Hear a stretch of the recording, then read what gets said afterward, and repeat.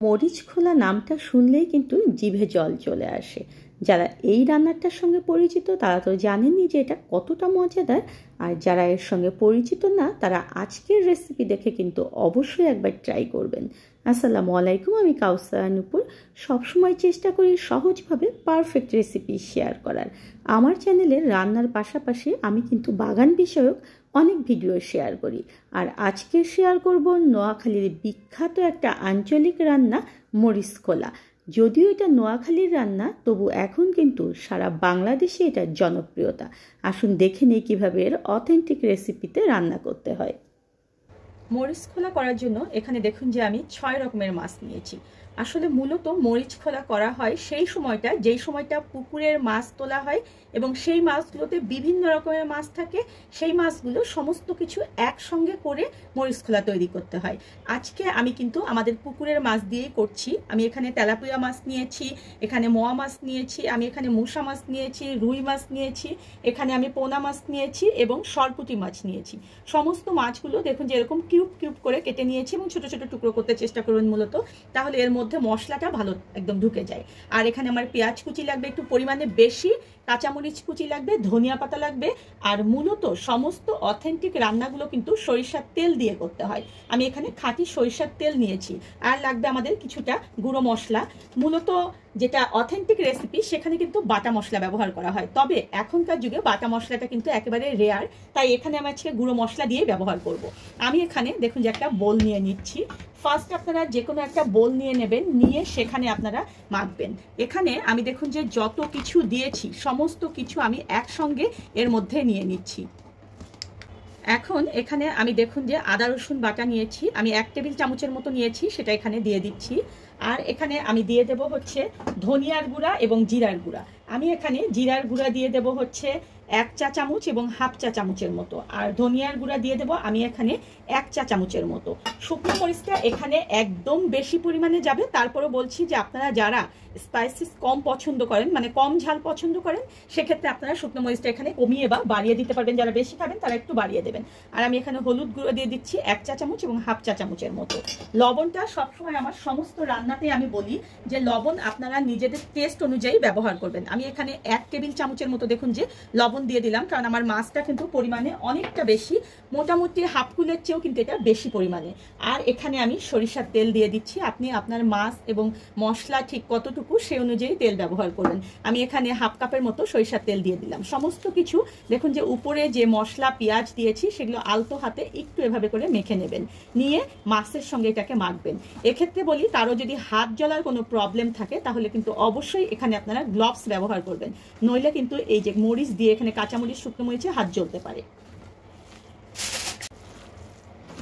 মাখানোর কাজটা কিন্তু একটু ধৈর্য ধরে ধীরে ধীরে একটু সময় নিয়ে করতে হবে, কারণ আপনি যত সুন্দর করে মাখবেন এই যে মশলাগুলো লবণগুলো সমস্ত কিছু মাছের মধ্যে ভালো মতো চলে যাবে। আর যেহেতু এই রান্নাটা এরকমভাবেই করা হবে, তাই এক্ষেত্রে মশলাগুলো কিন্তু মাছের মধ্যে যাওয়াটা খুবই জরুরি। তাই দেখুন যে এভাবে করে ভালো মতো মথে এটাকে মাখতে হবে, তবে খুব বেশি কিন্তু প্রেশার দেওয়া যাবে না, তাহলে মাছের কাঁটা কিন্তু হাতে লাগবে।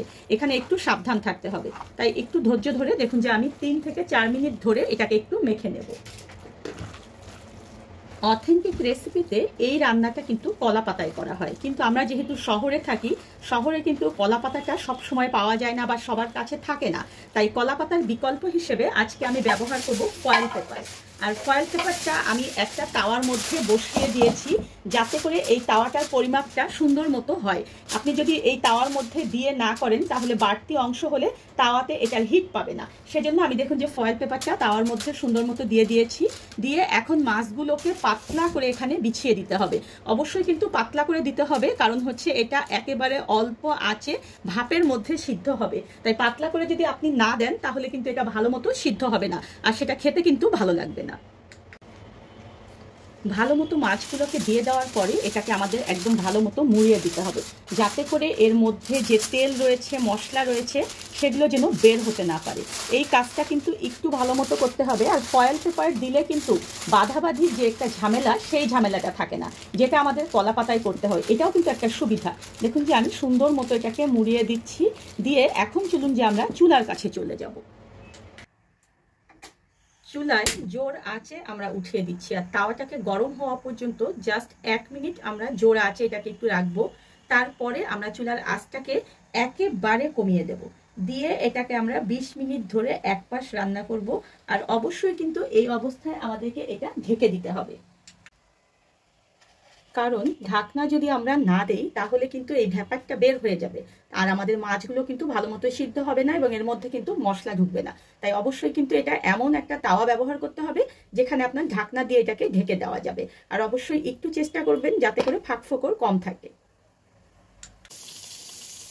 ফিরে এলাম 20 মিনিট পর, আর 20 মিনিট পরে এটাকে আমাদের উল্টিয়ে দিতে হবে একদম সাবধানে। দেখুন যে এইভাবে করে দুটো খুন্তি ব্যবহার করতে হবে, এইভাবে করে দিয়ে উপরে একটা চাপা দিয়ে এটাকে জাস্ট এইভাবে করে উল্টিয়ে আবার সুন্দর মতো দেখুন যে জায়গা মতো বসাতে হবে। বসিয়ে আবার এটাকে আমরা ঢেকে দেব 20 মিনিটের জন্য। 15 মিনিট পরে আবার ফিরে আসলাম, আর এখন আমার এটা কিন্তু একদমই হয়ে গিয়েছে। এই অবস্থায় আমরা এটাকে আর একটু উল্টিয়ে দেব, কারণ আমরা এই অবস্থায় যদি উল্টিয়ে দিয়ে এটাকে একটু রেস্টে রেখে দেই তাহলে দেখবেন যে এটা একদম খুবই সুন্দর হবে। দেখুন এভাবে করে উল্টিয়ে দিলাম, দিয়ে চুলার জালটাকে বন্ধ করে দেব, দিয়ে ঢেকে এটাকে আমরা 10 মিনিট রেখে দিয়ে তারপরে পরিবেশন করব। এখন এটাকে আমরা একটু খুলে ভালো মতো দেখব যেটা আসলে পারফেক্ট হয়েছে কিনা। দেখুন এত সুন্দর একটা কালার এসেছে, আর যেরকম পোড়া পোড়া হতে হবে ঠিক সেটাই কিন্তু একদম হয়েছে। আর চামচ দিয়ে আমরা একটু তুলে দেখব যেটা সিদ্ধ হয়েছে কিনা এবং এর শেষ প্রান্ত হয়েছে কিনা। দেখুন নিচের দিকটাও একদম সুন্দর মতো হয়েছে। গরম ভাতের সঙ্গে এটা খেতে কিন্তু অসম্ভব মজা দেয়। গরম ভাতের সঙ্গে এই মরিচ খোলাটা অবশ্যই একবার রান্না করে দেখবেন। আর নোয়াখালীর বিখ্যাত একটা খাবার এটা, যদিও কিন্তু এটা কিন্তু এখন আমাদের দেশে সারা দেশেই মোটামুটি সবাই খায়। আর এটা দিয়ে ভাত খেতে খুবই মজাদার, সঙ্গে যদি একটু ডাল থাকে তাহলে কিন্তু একদমই কথা নেই। খুবই খুবই সুন্দর এবং খুবই মজাদার একটা খাবার এটা। আর এটা যদি আপনারা শুধুমাত্র এটা দিয়ে ভাত খান তাহলেও দেখবেন যে এটা খেতে অসম্ভব মজা। এরকম আরও সুন্দর সুন্দর ভিডিও পেতে হলে চ্যানেল কাউসার নুপুরের সঙ্গে থাকবেন, আর সে কারণে কিন্তু অবশ্যই চ্যানেলটাকে সাবস্ক্রাইব করতে হবে। আর ভালো লাগার ভিডিওগুলো ফ্রেন্ডস অ্যান্ড ফ্যামিলির সঙ্গে বেশি বেশি করে শেয়ার করবেন। আমার ফেসবুক পেজ কাউসার নুপুর রয়েছে, ডেসক্রিপশন বক্সে সেটার লিঙ্ক দেওয়া থাকবে, আপনারা সেখানেও জয়েন করতে পারবেন। এবং ফলো এবং লাইক দিয়ে রাখলে আমার নতুন ভিডিও আপলোড হলে পেজে গিয়েও আপনারা দেখতে পারবেন। ধন্যবাদ সবাইকে।